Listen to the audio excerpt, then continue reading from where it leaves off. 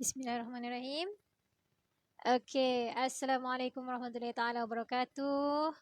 Selamat petang pada sahabat-sahabat semua. Terima kasih kerana sudi uh, join live saya petang ni, join video saya petang ni. So untuk hari ni saya nak share lah, saya tergerak nak share sebab saya dapat soalan. Apa? Saya dapat soalan, "Kak, apa detox tu apa?" Dia tak tahu. So saya cakap, "Kau tak tahu detox apa?" So tak apa. Sebelum saya share detox tu apa, saya nak share dengan anda dulu. Apakah tanda-tanda toksin dalam badan? Ada 17 tanda. So petang ni kita buat checklist. Dalam video kali ni kita buat checklist. Mungkin kadang-kadang benda tu ada tapi kita tak tahu pun. Kita tak tahu pun yang itu adalah toksin. So sekarang ni saya nak tanya. Korang tahu kan toksin ni bahaya? Toksin ni apa? Toksin ni adalah sejenis racun, sejenis bahan buangan. Sejenis bahan buangan. Bahan-bahan yang berbahaya yang tak boleh ada dalam badan kita. Toksin apa punca toksin? Dari mana datangnya toksin ni? Apa punca toksin ni? So toksin dia berpunca daripada banyak faktor lah ya. Banyak faktor. Salah satu faktor yang paling utama ialah pemakanan. Kenapa makanan? Kita makan hari-hari kita makan kan. So sekarang ni makanan kita kebanyakannya bukan 100% organik. Tengoklah macam kita punya sayur, kan? Sayur kadang-kadang ada yang digunakan racun serangga. Kemudian kita mungkin ada makan makanan segera, mungkin ada makan makanan fast food, dan banyak lagi. Kenapa boleh ada toksin dalam makanan-makanan ni? Ia berpunca daripada bahan-bahan pengawet, bahan perisa, bahan perasa. Semua ni lah yang mengandungi toksin. Kemudian selain daripada pemakanan, apa lagi punca toksin? Punca toksin adalah daripada udara. Sekarang ni kereta dah banyak, pencemaran pun banyak. Daripada jerebu, kita daripada habuk. So toksin tu dia masuk melalui udara, saluran pernafasan kita. Macam itulah kenapa boleh terjadinya jangkitan kuman dekat paru-paru, macam mana boleh jadinya kita ni senang kena alahan dan banyak lagi lah. So apa lagi punca toksin selain daripada makanan dan udara? Puncanya ialah daripada diri kita sendiri. Kenapa daripada diri kita sendiri? Ni khusus kepada mereka yang mengambil makanan-makanan yang mengandungi bahan terlarang. Sekejap ya, di silent. Dah, okey. Bahan-bahan terlarang seperti apa? Seperti perokok tegar lah. Seperti perokok tegar. Apa lagi? Orang yang mengambil makanan-makanan yang kurang sihat lah. Minuman-minuman yang tak baik untuk kesihatan. Seperti arak dan banyak lagi. Dan walaupun kita tak merokok, kita mungkin tak merokok. Aku tak merokok. Tapi mungkin ada orang di sekeliling kita yang merokok. Kita mungkin hari-hari berjumpa dengan mereka yang merokok. Mungkin pakcik ke makcik, mungkin rakan sekerja. Dan banyak lagi lah. So ni adalah faktor-faktor daripada faktor-faktor toksin. Macam mana toksin boleh masuk dalam badan kita. Dan punca yang terakhir ialah daripada air.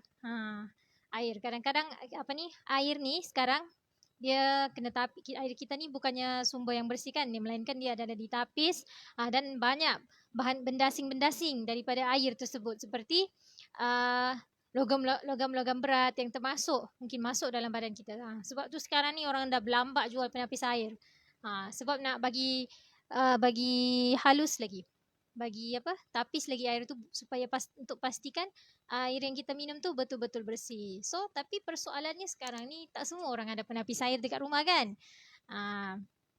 So dekat sini saya nak kongsi apa dia tanda-tanda toksin dah berkampung dalam badan kita ni. Kebiasaan yang banyak lah. Paling banyak yang akan alami kebiasaan ni ialah dia mudah merasa letih, mudah rasa lesu, badan kerap sakit dan suka mengantuk. Ni tanda pertama. Asyik-asyik pelik, rasa pelik lah. Kenapa aku ni suka asyik tak tidur saja?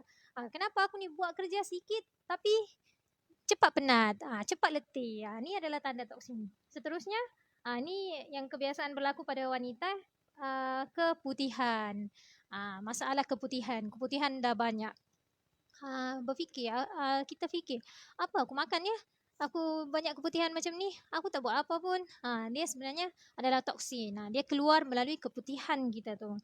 Okay, dan kita ada mengalami masalah gatal pada bahagian-bahagian intim. Ni pun adalah salah satu tanda toksin.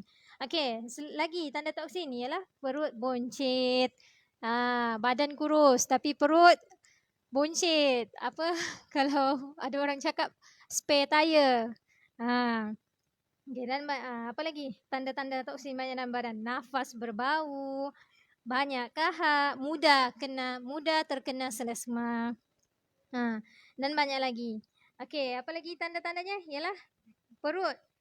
Kita cepat kerap rasa kembung perut. Saya pernah jugalah ada satu orang tanya dengan saya, kenapa ya setiap kali lepas makan, aku rasa badanku ni macam banyak angin. Kenapa ya? Saya pun tak tahulah sebenarnya.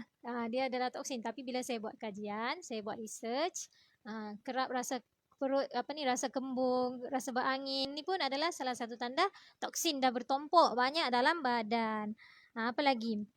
Mudah berjerawat. Kebiasaannya kalau kadang-kadang kita ni dah pakai skincare banyak dah macam-macam dah try skincare, tapi still kenapa jerawat ni senang sangat tumbuh? Bukan dekat muka sahaja, tapi dekat belakang kita ni pun senang kena jerawat. Ni pun tanda toksinnya. Ada orang cakap kalau muka berjerawat ni tandanya masih muda lagi. Ya, betul, itu betul. Tapi salah satu faktor juga ialah toksin ya. So jangan nak seronok sangat kalau berjerawat. Okey, kemudian mudah terkena eczema. Mudah sikit makan sikit pelik. Ya, saya pelik. Saya pun pernah lah dulu. Saya ni bukannya ada alahan dengan seafood, dengan kekacang, tapi ada beberapa ketika tu saya makan, badan ni rasa macam gatal-gatal, sikit-sikit gatal. Kita bukannya ada alahan apa pun. Ni adalah punca toksin juga. Dan kebiasaannya lah orang yang badan bergatal-gatal ni, dia mudah kena eczema ni, bila dia dah buat detox, dia akan kurang alahan walaupun dia makan makanan yang dia alah. Okey, apa lagi? Sembelit, sukar. Sembelit ni pun banyak yang alami kan. Saya sendiri pun dulu pernah terkena sembelit. Tapi bila dah buat detox, dah detox betul-betul, barulah saya tak sembelit dah. Dan berat badan sukar untuk turun. Dah buat diet macam-macam dah. Kita nampak lah kan. Saya scroll media sosial, saya nampak berlaku dalam keluarga saya sendiri. Berat badan mereka ni susah nak turun. Dah buat senaman macam-macam. Dah cut portion makanan pun still tak dapat lagi nak turunkan berat badan. Nak buat macam-macam, masih gagal lagi. Ni adalah punca toksin tu. Masih dalam badan, tak keluar. Buat apa nak simpan toksin dalam badan kan? Dan siapa lagi? Orang-orang yang akan, apa lagi tanda-tanda terkena toksin ni? Ialah haid tak teratur, kulit nampak kusam, selera makan tak terkawal, dan sakit kepala yang berterusan. Okay, so ini adalah tanda-tanda toksin ya. Okay, yang saya sebutkan tadi tu, okay, cuba korang checklist balik. Yang mana? Mungkin saya kerap sakit kepala. Bukan buat banyak kerja pun. Bukannya kita tak fikir banyak pun, tapi kepala ni kerap sangat sakitnya. Ni adalah tanda-tanda toksin banyak bertumpuk dalam badan. Okay, saya dah cerita apa tu toksin. Toksin adalah apa? Toksin adalah bahan buangan, bahan berbahaya yang tinggal, yang ada dalam badan kita. Yang mana toksin ni dia tak akan keluar dengan sendirinya. Kita kena keluarkan toksin ni. Okay, so macam mana cara kita nak keluarkan toksin? Ialah melalui proses detox. Okay, detox. Ni kita sebenarnya nak cerita detox. Tapi disebabkan sebelum detox, kenalah kita kena balik pada punca masalah sebenar, iaitu toksin. Okey, kita dah tahu apa punca toksin, apa penyebab toksin. Okey, dah tahu. Okey, sekarang ni kita nak buat detox pula. Okey, persoalannya apa itu detox? Okey, detox adalah proses cuci badan, proses pembersihan, pengeluaran toksin-toksin dalam badan. Okey, kalau menurut kajian, badan manusia ni kita boleh buat detox sendiri. Kita boleh buat detox sendiri bila masanya? Ialah kita berpuasa. Tapi kita bukannya hari-hari berpuasa kan, melainkan pada bulan Ramadan. Ramadan baru kita puasa setiap hari. Selebihnya kadang-kadang ada orang puasa sunat je, Isnin Khamis, ada langsung tak puasa. So bila tak puasa macam mana nak buat detox ni? Okay, so kat sinilah saya nak kongsi dengan anda. Saya nak kongsi dengan anda bagaimana, apa ni, macam mana kita nak detox. Okay, sebelum tu anda kena tahu, kejap ya. Sebelum tu anda kena tahu, organ manusia ni, kita ada 3 organ dalam badan yang merupakan organ detox. Yang pertama ialah hati. Hati adalah organ detox. Hati ni dia detox apa? Hati tugasnya detox lemak. Dia dia singkirkan tu lemak-lemak yang berlebihan tu. Okey. Organ detox yang kedua adalah usus. Usus ni yang dari singkirkan toksin daripada apa yang kita makan lah. Dan yang ketiga ialah ginjal. Ginjal, buah pinggang lah. Buah pinggang. So, 3 organ ni berfungsi untuk singkirkan toksin-toksin tu daripada badan kita. Tapi disebabkan toksin dah terlampau banyak dalam badan, maka organ-organ badan kita ni tak dapat tampung. Tak dapat nak buat kerja dengan sebaiknya lah. Okey, saya umpamakan macam kereta. Macam kita ada kereta lah kan. Okey, kereta kita beli awal-awal masa kereta tu baru, dia memang bagus lah. Kereta tu memang bagus, laju, aircon pun sejuk. Tapi bila kita dah pakai, kereta tu mungkin dalam masa setahun, dia punya tayar pun dah kena tukar, filter, dia punya minyak hitam, kita nak kena tukar, kita kena servis. Kalau kita tak servis, nanti kereta tu akan buat ragam lah. Dia akan bunyi bising, airconnya jadi tak sejuk, mungkin akan kita bawa kereta mungkin terberhenti-berhenti ke kereta tu. Macam tu lah lebih kurang kereta. Macam tu jugalah dengan badan kita manusia ni. So, cuba tanya pada diri anda, berapa dah usia anda? Mungkin ada yang sedang tonton ni, anda dah berusia 20 tahun, anda dah berusia 30 tahun, 40 tahun, 50 tahun. Pernah tak korang buat detox? Pernah tak korang cuci dalam badan korang ni? Pernah tak? Mungkin ada yang pernah, mungkin ada yang tak pernah. Okay, ataupun macam saya kata tadi, kita ada detox ni, tidak mencukupi. Tidak mencukupi. Badan kita tak boleh nak keluarkan semua. So, dekat sinilah kita kena buat detox. Yang mana detox ni, kita kena bantu. Kita detox ni kita boleh buat dengan mengambil makanan tambahan. Okay, untuk apa kita ambil makanan tambahan ni? Untuk recharge balik badan kita, bagi kuat badan kita ni untuk singkirkan semua segala toksin-toksin, kotoran-kotoran, racun-racun dalam badan ni. Barulah badan kita kekal, badan kita berada pada tahap paling optimum. Barulah badan kita kuat. Okay, salah satu faktor kenapa kita senang demam, senang kena selesma, sebab kita punya badan ni, imun badan ni dah tak kuat nak lawan tu bakteria-bakteria jahat. Okay, badan kita pun ada bakteria baik. Bila kita buat detox, proses detox ni akan menguatkan bakteria-bakteria baik dalam badan, dan yang mana ia membantu untuk menyingkirkan, buang semua bakteria-bakteria, lawan bakteria yang jahat ni. Sebab itulah sekarang dah faham kan kenapa aku ni senang sangat kena selesma. Tak juga minum yang sejuk-sejuk, tak juga begitulah, banyaklah. Senang sangat kena selesma, senang sangat migraine, sebab tubuh badan kita ni dah minta servis. Detox ni sangat perlu. Okey, siapa? Okey, sekarang persoalannya siapa yang kena buat detox? Detox ni selagi anda adalah manusia, selagi tu anda perlu buat detox. Kalau tak detox nanti hang lah badan korang, jam. Banyak benda, banyak penyakit nanti akan datang. Nanti usus jadi kotor, bakteria baik berkurang, jadi lemah, imun badan jadi lemah. So itulah fungsi detox, untuk keluarkan, kita bantu organ dalaman kita ni, organ dalam kita seperti usus, hati dan buah pinggang, bantu mereka untuk bekerja dengan lebih kuat untuk singkirkan toksin-toksin jahat ni, yang kotoran-kotoran jahat, racun-racun jahat dalam badan kita ni. So itulah dia fungsi detox.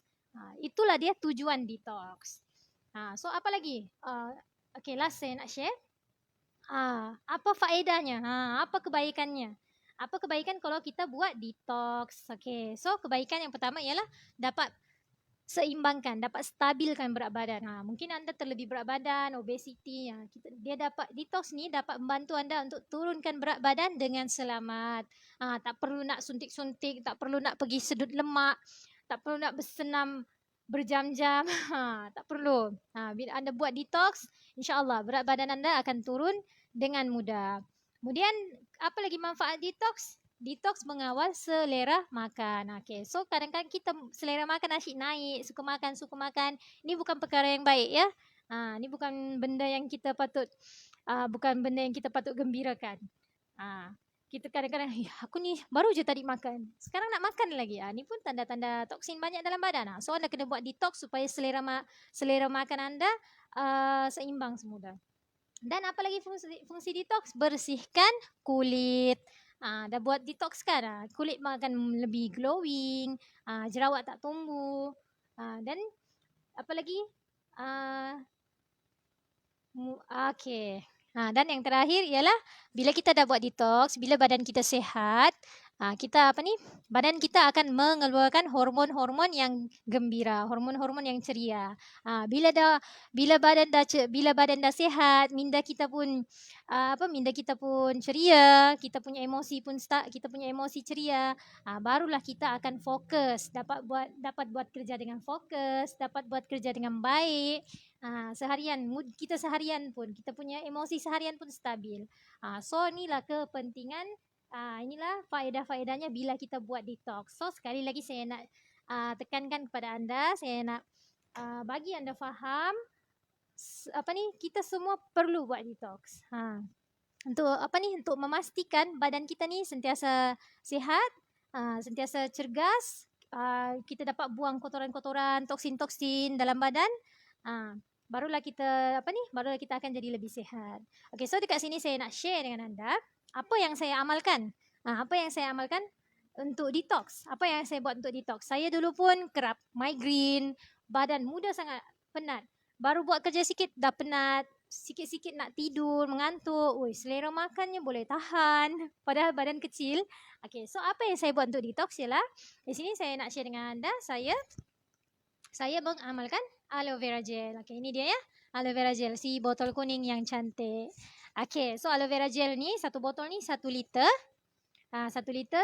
Dia adalah stabilized aloe vera gel. Aloe vera gel yang telah distabilkan. Dia bukan jus ya.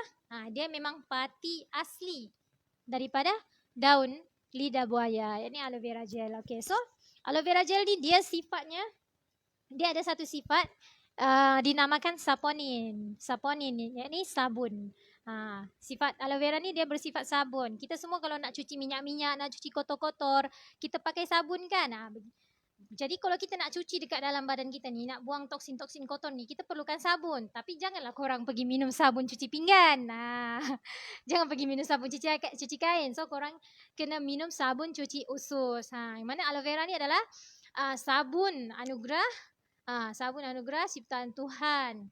Yang mana satu-satunya, hanya aloe vera saja yang tumbuhan yang bersifat sabun, yang boleh menyingkirkan toksin dengan selamat, dengan mudah, tanpa kesan sampingan. Okay.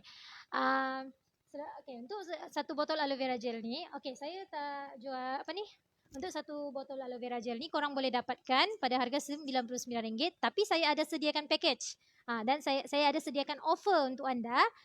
Untuk anda grab offer ni. Kalau anda betul-betul nak buat detox, betul-betul nak sihat, nak turunkan berat badan, nak stabilkan nak cantikkan kulit, nak rawat migraine. Saya ada letakkan link dekat caption. Korang tekan link tu dan saya akan bantu anda untuk dapatkan aloe vera gel ni. Okay, insya-Allah sampai sini sahaja saya share hari ni. Semoga video ni bermanfaat untuk anda. Okay, so toksin ni bahaya. Jangan simpan dalam badan. Korang kena keluarkan toksin ni. Kalau korang nak simpan toksin ni, alamat bakal sakit-sakit lah. Okay. So, insyaAllah kita jumpa lagi dalam video yang seterusnya. Assalamualaikum.